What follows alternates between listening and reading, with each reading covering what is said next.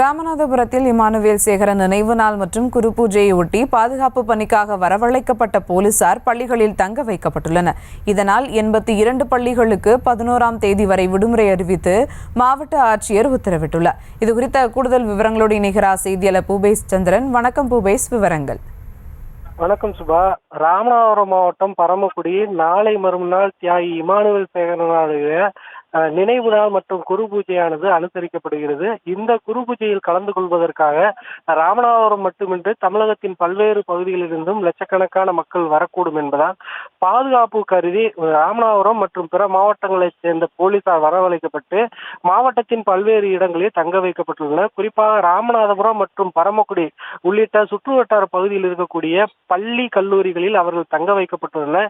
இதனையடுத்து இன்று துவங்கி எதிர்வரும் 11ஆம் தேதி வரை போலீசார் தங்க வைக்கப்பட்டுள்ள 82 பள்ளிகளுக்கு விடுமுறை அறிவித்து ராமநாதபுரம் மாவட்ட ஆட்சித்தலைவர் சிம்ரன்ஜித் சிங் காலோன் அறிவித்துள்ளார்.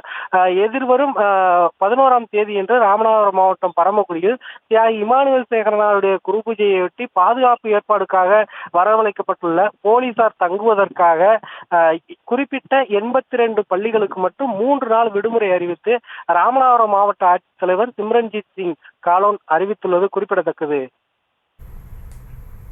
விவரங்களுக்கு நன்றி பூபேஸ். செய்திகளை உடனுக்குடனும் துல்லியமாகவும் தெரிந்து கொள்ள சப்ஸ்கிரைப் பண்ணுங்க.